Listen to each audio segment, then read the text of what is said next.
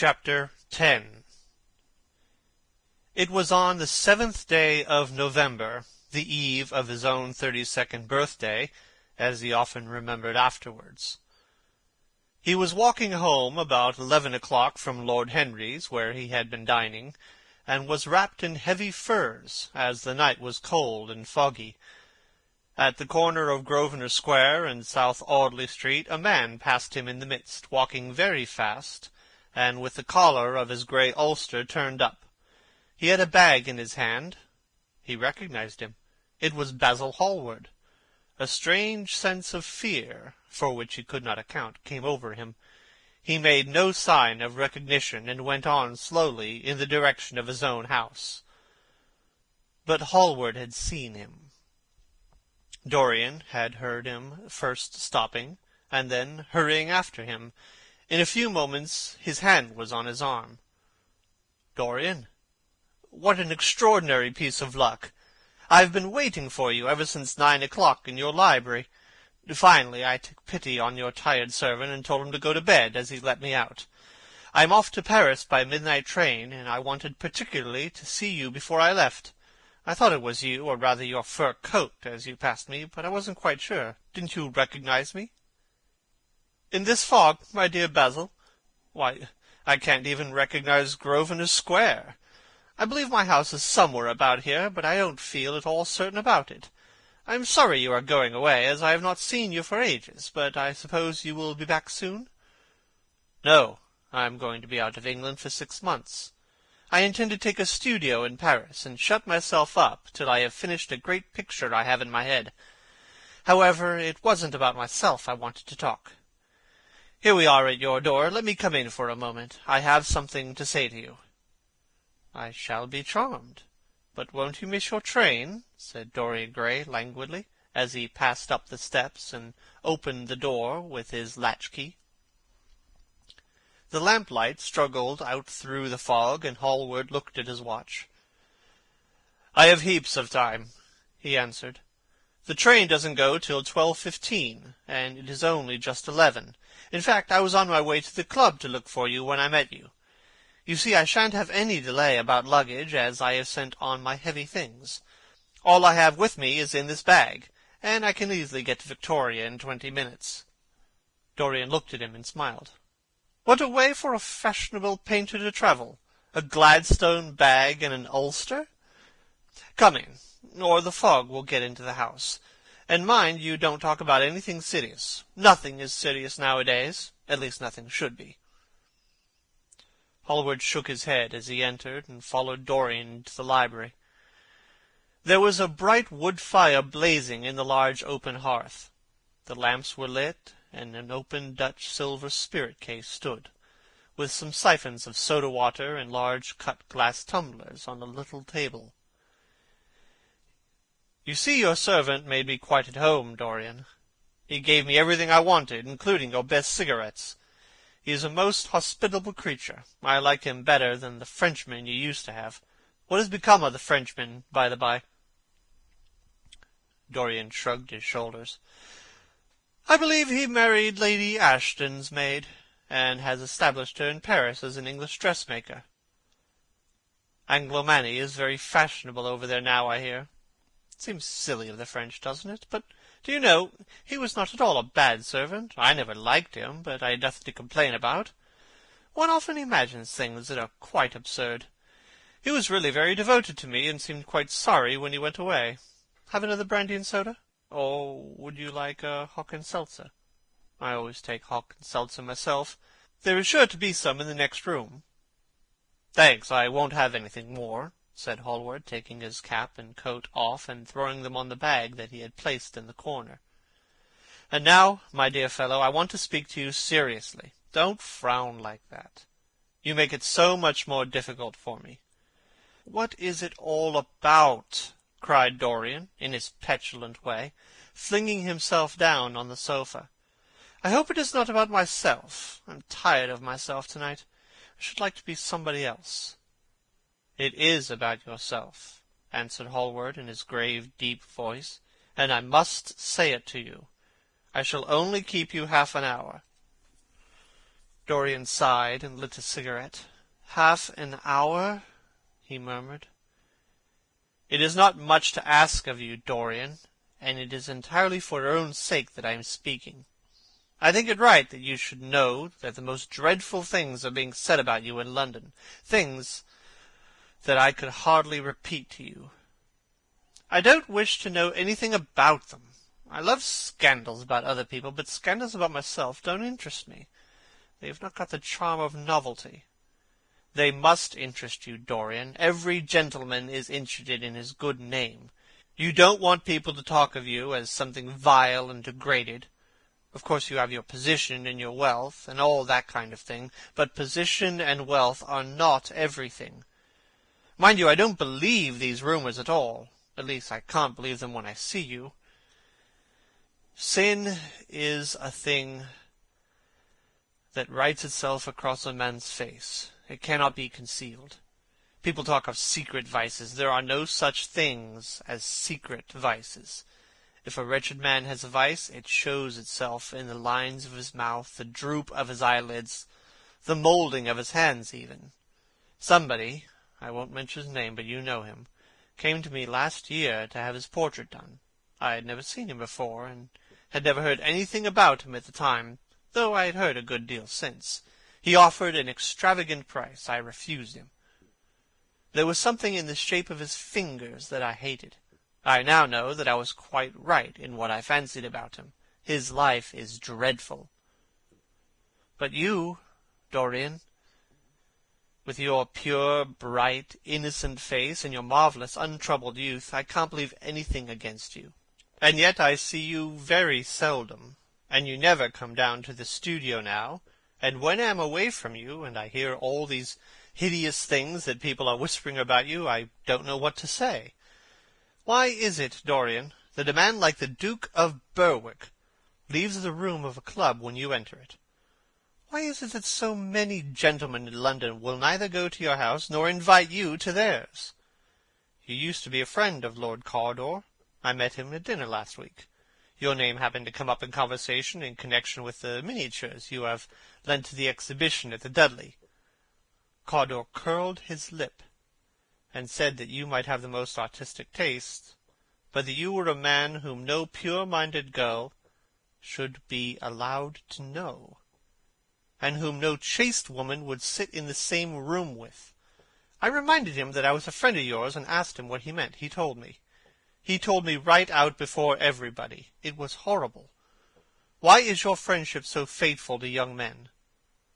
There was that wretched boy in the Guards who committed suicide. You were his great friend.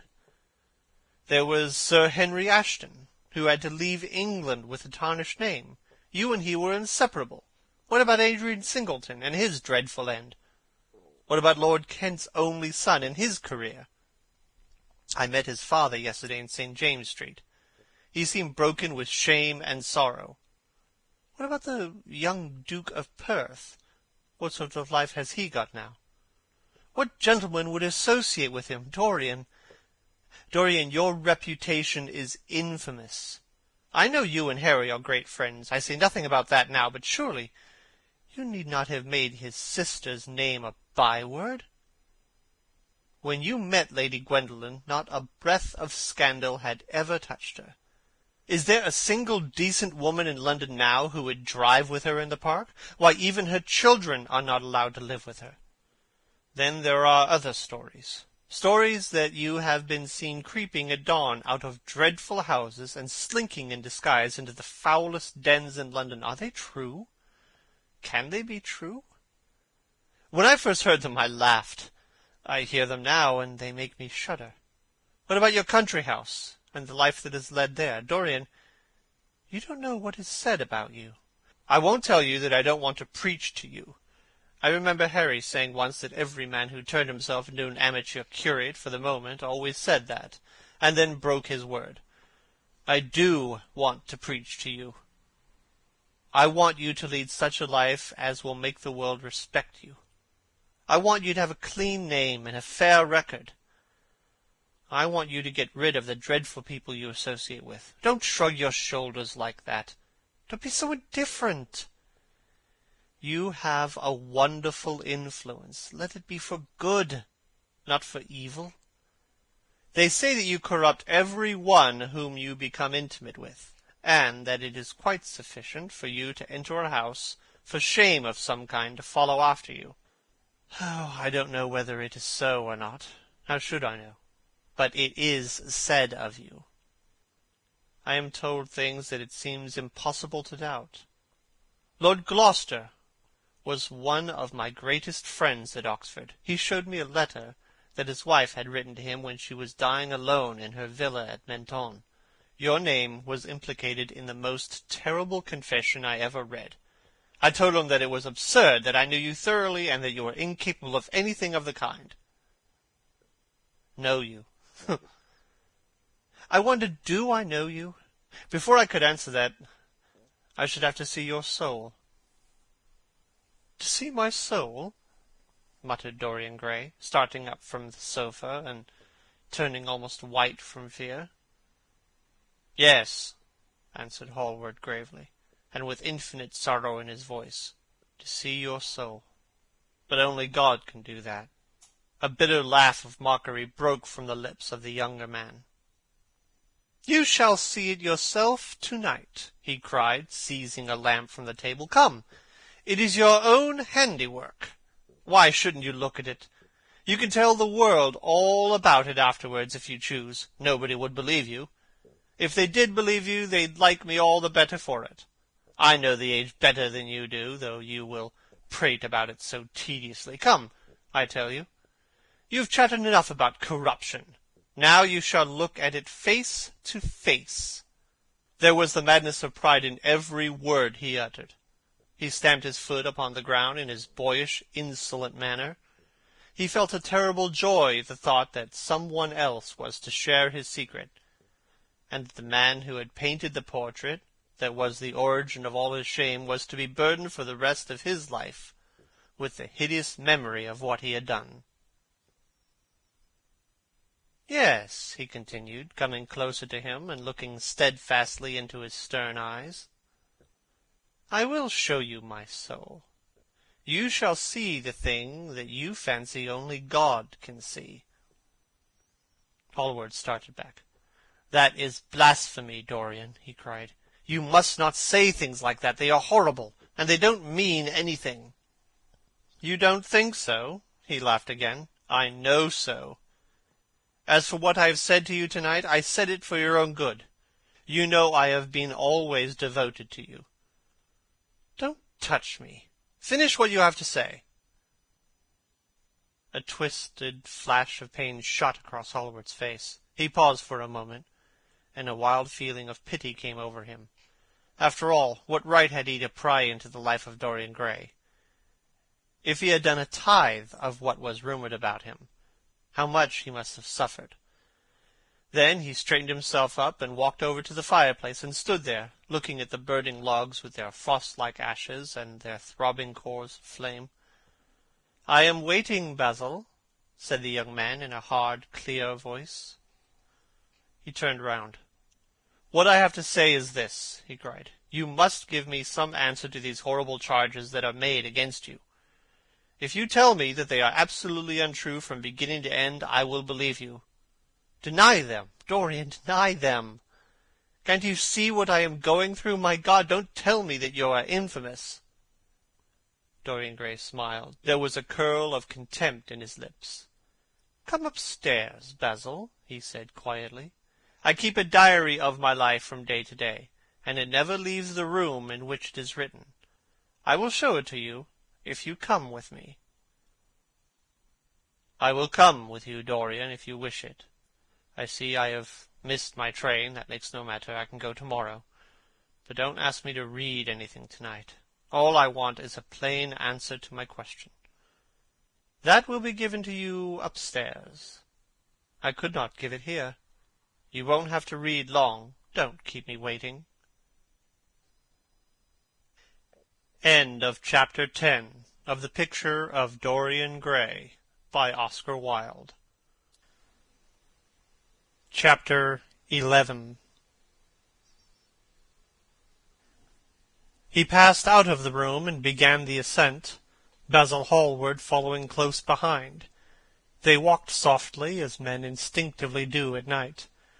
The lamp cast fantastic shadows on the wall and staircase. A rising wind made some of the windows rattle. When they reached the top landing, Dorian set the lamp down on the floor, and, taking out the key, turned it in the lock. "You insist on knowing, Basil?" he asked in a low voice. "Yes." "I am delighted," he murmured, smiling. Then he added, somewhat bitterly, "You are the one man in the world who is entitled to know everything about me. You have had more to do with my life than you think." And, taking up the lamp, he opened the door and went in. A cold current of air passed them, and the light shot up for a moment in a flame of murky orange. He shuddered.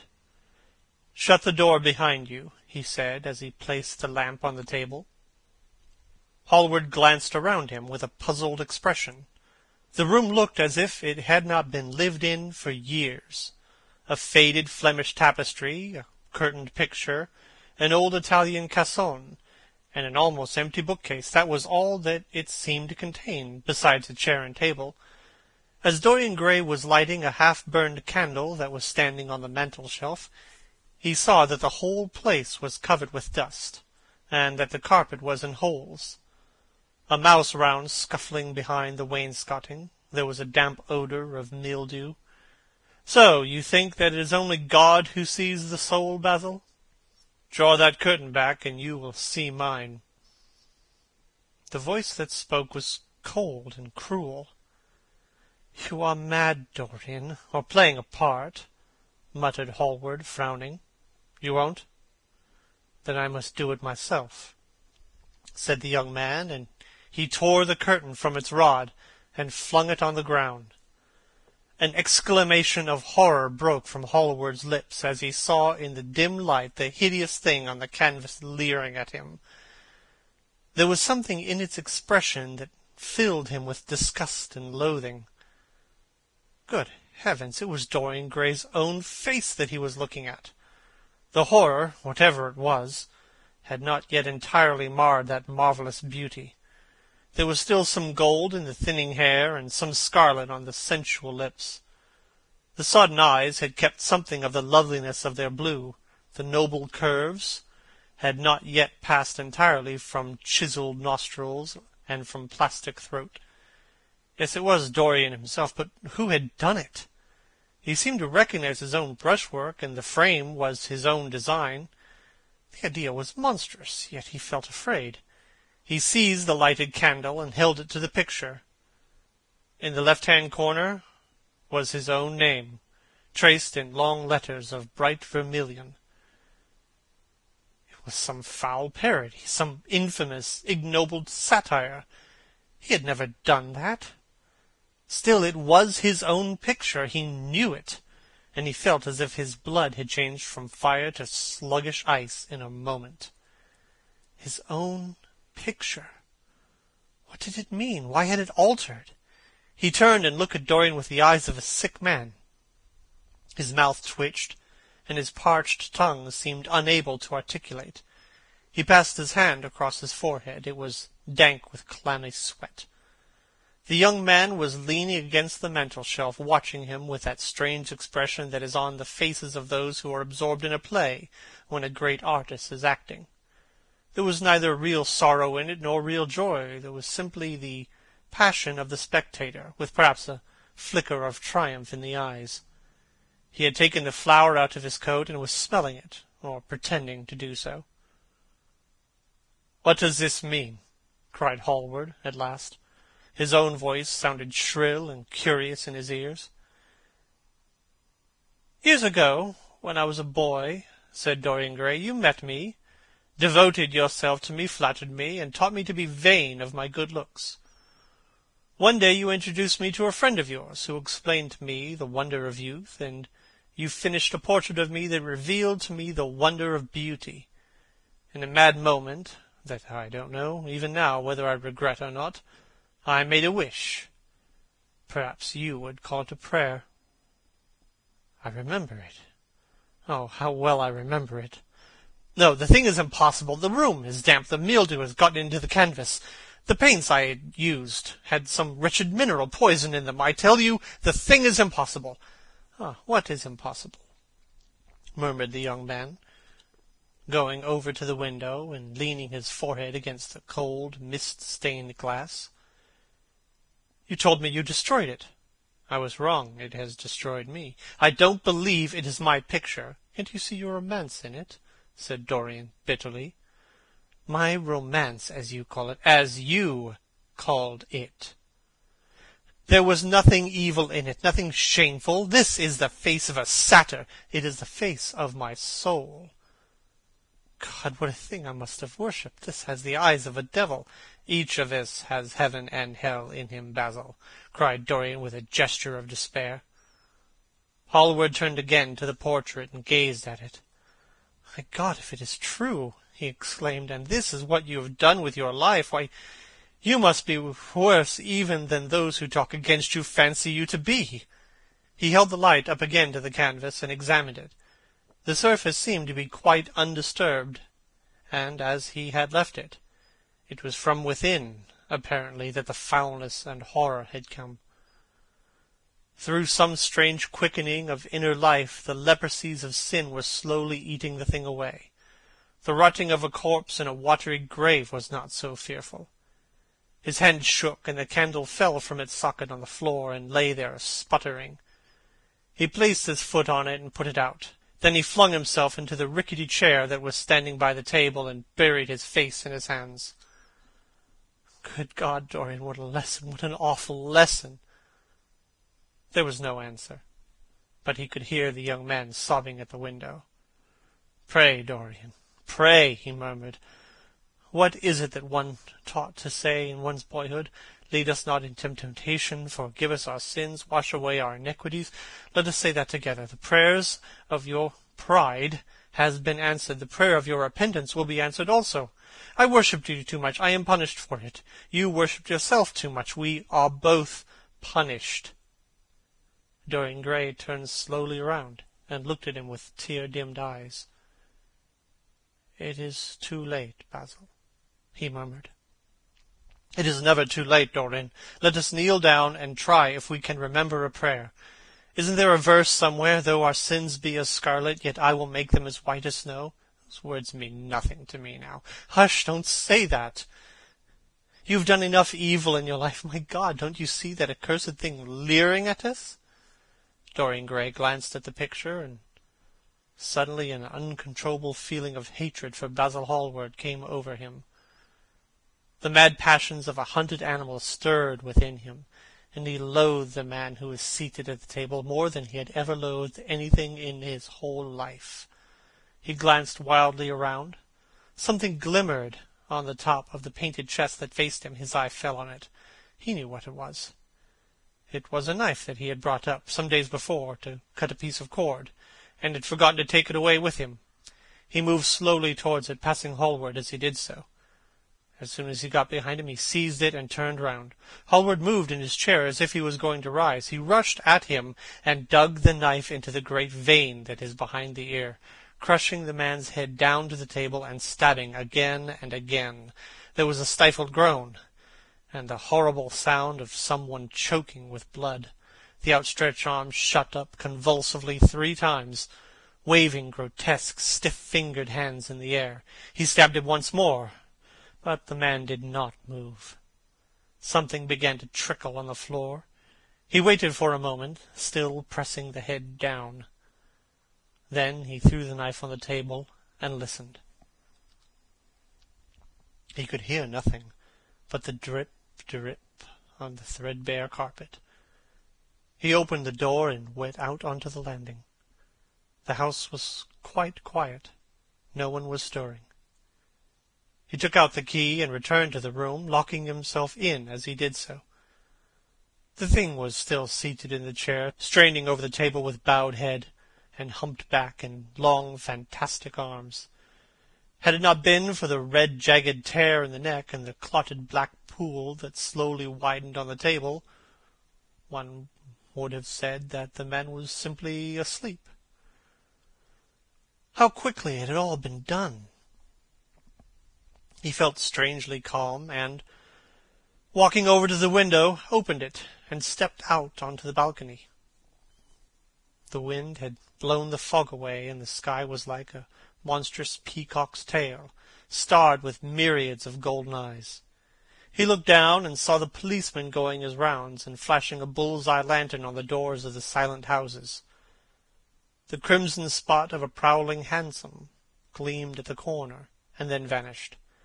A woman in a ragged shawl was creeping around by the railings, staggering as she went.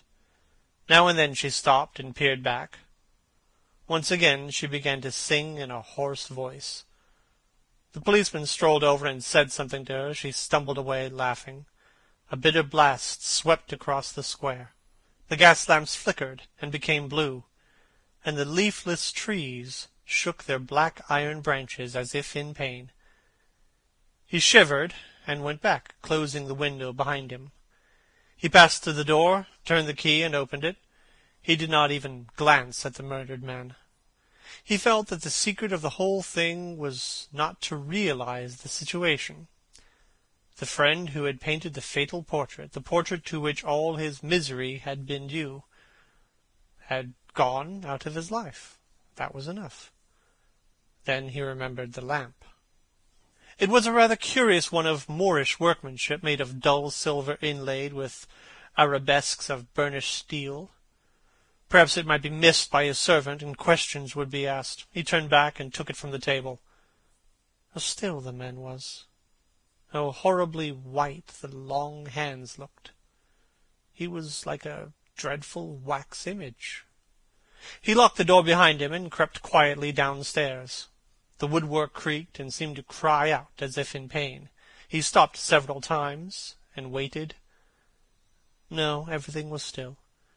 It was merely the sound of his own footsteps.